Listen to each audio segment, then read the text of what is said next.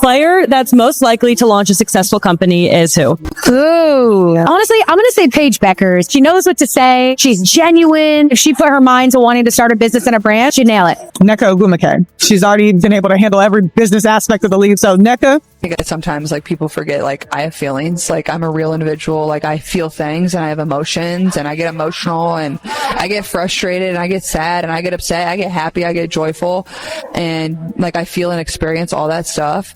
But at the same time, like I have really thick skin. And I think also I always try to remind myself is like social media is not always reality, and that is really lost on people. And I think we get so down a rabbit hole all the time that you read all these things and you're like, oh, that has to be true, or that has to be what people really think of me, or that has to be what, you know, the young girl thinks of me that's showing up. Like, that's not true. Like, the young girls and the young boys, they absolutely love the way you play. They love the way you carry yourself. The absolute worst nightmare of the WNBA's veteran elite has just exploded into a terrifying, irreversible reality.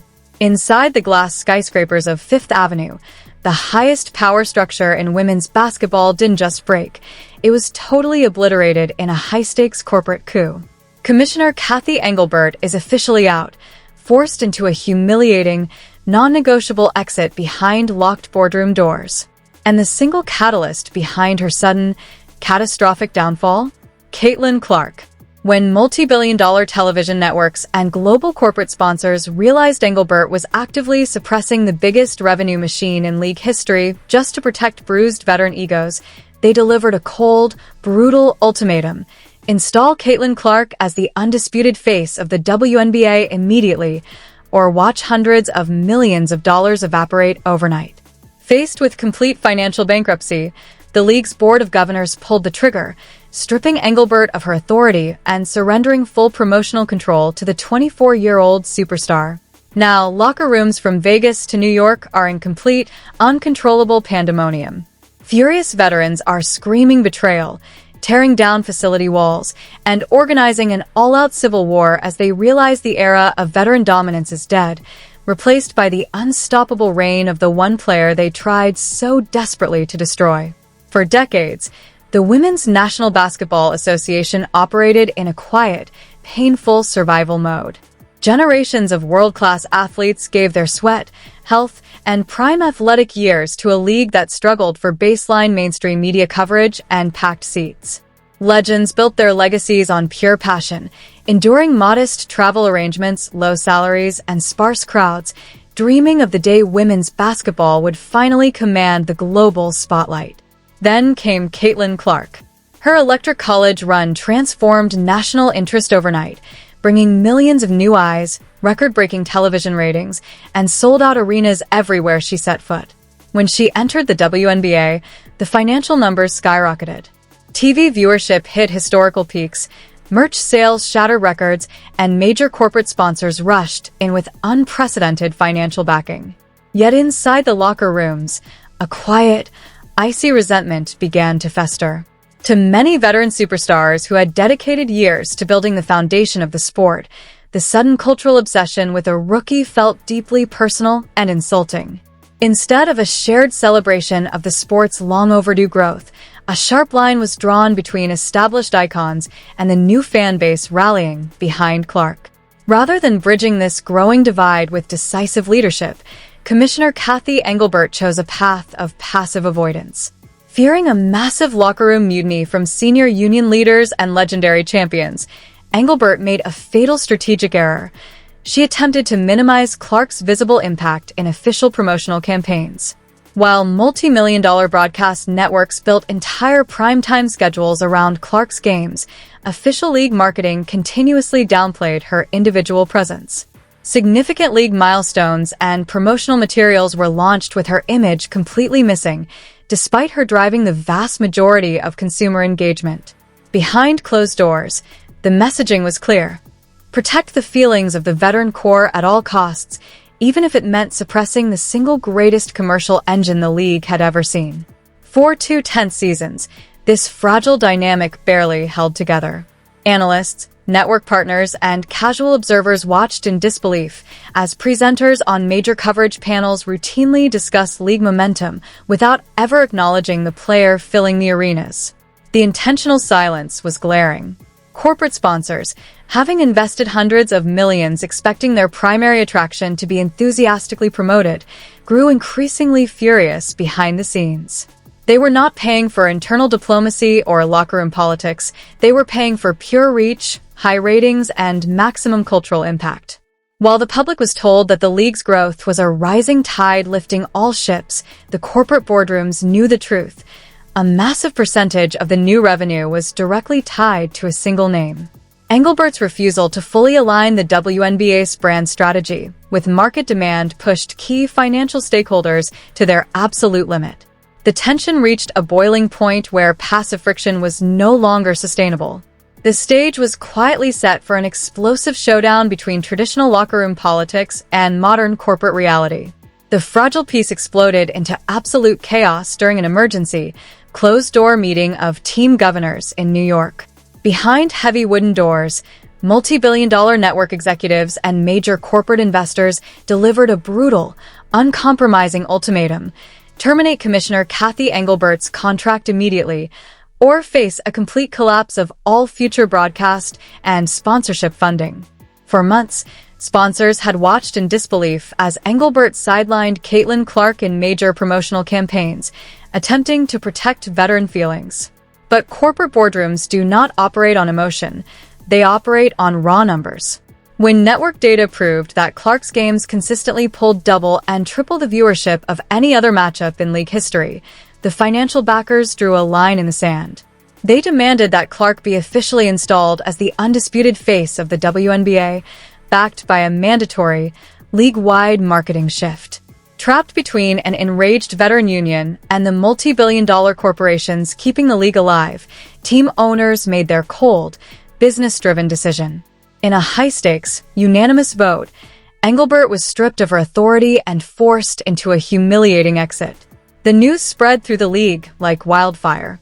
But the firing of the commissioner was only the opening explosion in a much larger scandal. Just hours after Engelbert's forced departure was finalized, a devastating audio file was anonymously leaked to national sports outlets. The audio captured a private, highly confidential union call involving senior veteran players, including Angel Reese, Aya Wilson, and Paige Buchers. In the recording, furious players were heard explicitly discussing a coordinated strategy to boycott post-game media appearances, refuse brand endorsements featuring Clark, and intentionally minimize her touches during official league events. The leaked tape exposed a systematic, behind-the-scenes effort by established stars to actively undermine the young superstars' commercial momentum. The public backlash was instant and ruthless. Millions of fans swarmed social media platforms, demanding immediate disciplinary action and accusing the veteran core of destructive jealousy. Inside team locker rooms, total anarchy broke out. Players who participated in the leaked call found themselves completely exposed, facing intense public pressure and corporate condemnation. The division was no longer subtle.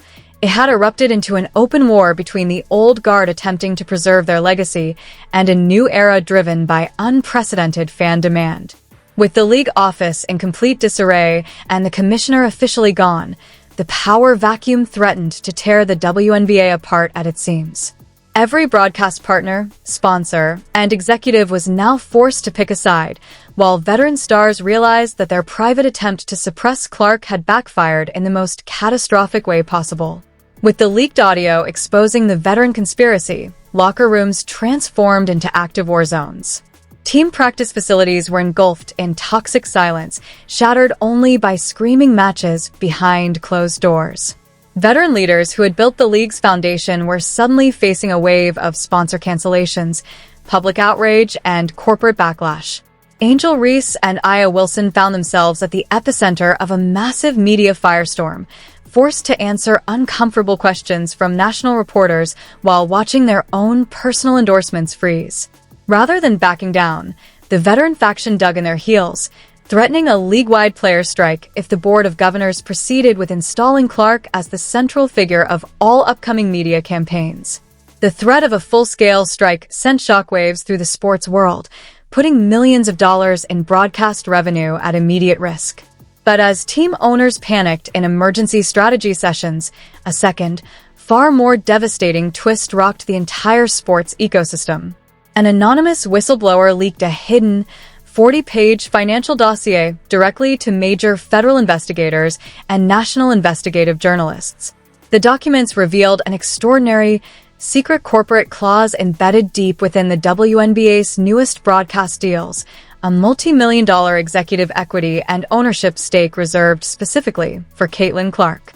The secret agreement gave Clark an unprecedented financial interest in the league's overall valuation, granting her executive decision-making power over marketing allocations, international expansion, and high-level media rights strategy. It was a historic, unprecedented structure that essentially elevated a 24-year-old player above the entire front office hierarchy, making her an actual corporate partner in the league itself. The revelation of Clark's secret ownership stake destroyed what little trust remained between the players and executive leadership. The veteran union realized they were no longer just competing against a rookie superstar on the court. They were playing inside a system where Clark literally owned a piece of the court, the broadcasts, and the entire league's financial future. Locker room meetings devolved into furious, screaming matches. Established legends openly accused the Board of Governors of selling out the league's integrity and creating a rigged, two-tier system designed to elevate one player while turning everyone else into background talent. National sports networks exploded with non-stop, around-the-clock coverage.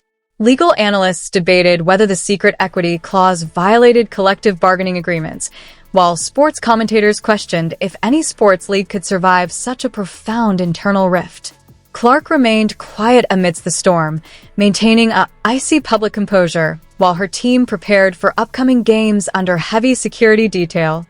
The WNBA was no longer just dealing with basketball rivalries or bruised egos. It was trapped in a high-stakes, legal, financial, and ideological civil war, with the entire future of women's professional sports hanging precariously in the balance. The public fallout was swift, brutal, and entirely merciless. Across every social media network, sports talk radio station, and digital platform, a fierce cultural war erupted with terrifying speed. Millions of new fans swarmed internet comment sections, launching coordinated boycott campaigns against veteran players who had participated in the leaked calls. Commentators and online personalities openly tore apart the established stars, accusing them of toxic jealousy, unprofessionalism, and actively sabotaging the growth of their own sport out of pure spite. On the other side, diehard traditional fans and longtime league supporters rallied fiercely around the veterans, accusing corporate media and casual observers of erasing decades of foundational history to worship a single player. Inside arena corridors, the emotional toll reached a devastating breaking point. Pre-game warm-ups transformed into gauntlets of overwhelming tension. Opposing crowds routinely drowned out veteran introductions with deafening boos, holding up signs mocking the leaked audio recordings. During away games, veteran superstars were seen visibly shaking on the bench, overwhelmed by the relentless wave of hostility. In post-game press conferences, raw emotion finally spilled over. Prominent figures broke down in tears on live television, emotionally describing the painful isolation of feeling like strangers inside the very league they spent their entire lives building. They spoke candidly about the crushing weight of public vilification, expressing deep hurt that years of blood, sweat, and championship sacrifices were discarded overnight in favor of cold, corporate profit. Yet, despite the overwhelming public defense of Clark by fans and sponsors, the young superstar was far from immune to the psychological devastation. Surrounded by heavy security and isolated from her peers, Clark looked visibly exhausted on and off the court. The weight of being an involuntary lightning rod for race, politics, corporate greed, and league infighting was taking a clear physical and emotional toll. In rare, quiet moments caught on camera, her expression reflected deep disbelief and profound weariness that playing the sport she loved had mutated into a high-stakes corporate battlefield. The strain bled directly into locker room dynamics across the entire country. Teammates who once shared warm camaraderie were now afraid to publicly converse or associate with one another, terrified of social media backlashes or corporate consequences. Team buses and private charters operated in dead, haunting silence. Coaches sat helplessly in strategy meetings, fully aware that playbook tactics were completely meaningless when team rosters were fractured by deep ideological hatred. The league's reputation was sustaining permanent damage on a global scale. What was supposed to be a golden era of unprecedented financial prosperity had spiraled into a cautionary tale of institutional incompetence, toxic rivalry, and uncontrollable emotional chaos. Sponsors began quietly pausing active marketing campaigns, terrified of being caught in the crossfire of an increasingly hostile consumer fanbase, while the league office struggled to maintain even a facade of operational control. Just as the league office attempted to regain control over the public relations nightmare, a third, seismic revelation sent shockwaves through the entire sports world. An exclusive report published by top national investigative reporters revealed that the whistleblower, who leaked both the veteran union's confidential audio and Clark's secret 40-page financial dossier, was not an outside hacker or an executive staffer. It was a high-ranking current veteran player serving at the very top of the players' union executive committee. The leak had been a calculated, scorched earth maneuver executed from within the locker room to burn down the entire corporate structure from the inside out. The betrayal shattered what little solidarity remained among the players. Paranoia gripped every locker room as teammates looked at one another with complete suspicion, wondering who among them had secretly orchestrated the public execution of Commissioner Cathy Engelbert and exposed their private grievances to global scrutiny. Emergency union meetings collapsed into chaotic screaming matches, with veteran stars demanding immediate polygraph tests and legal investigations into their own leadership council. The unity that had sustained the league through decades of financial struggle was totally destroyed. Taking advantage of the total collapse of opposition, the WNBA's interim board of governors officially announced a radical, unprecedented league restructuring. Beginning immediately, Caitlin Clark was named the official global brand ambassador and executive advisor for the WNBA, a role granting her unprecedented veto power over future promotional campaigns, broadcast schedules, and official league partnerships. The announcement marked the complete, formal surrender of the old guard. For the first time in professional sports history, an active 24-year-old athlete held direct structural authority over the league she played in. As Clark stepped onto the court for her first game under the new corporate mandate, the atmosphere inside the sold-out arena was thick with suffocating tension. The opposing team stood in cold, motionless silence during pre-game introductions, refusing to participate in traditional handshakes or pleasantries. The line between professional basketball and high-stakes corporate warfare had been permanently erased.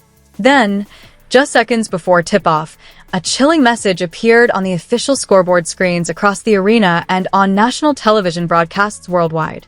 A mysterious, stylized countdown timer was launched by an unknown source, accompanied by a single, terrifying line of text. The true contract behind the 2026 season begins now. Page 41 reveals the ultimate cost.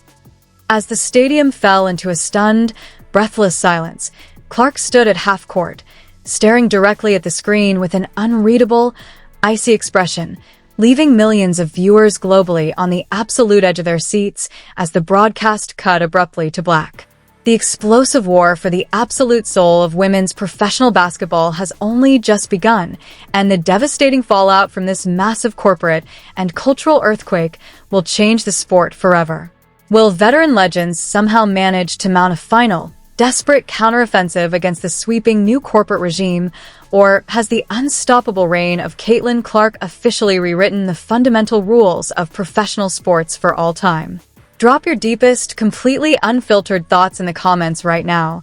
Do you stand with the furious veteran core fighting tooth and nail for their historic legacy, or is Caitlin Clark entirely right to claim her undisputed crown as the new face of the WNBA? Hit that subscribe button immediately. Turn on notification bells right now, and share this video with every single basketball fan you know, because the next classified document leak, locker room mutiny, or shocking front office firing could drop at any second, and you cannot afford to miss a single pulse-pounding moment of this absolute madness. Stay tuned, because the real chaos has only just ignited.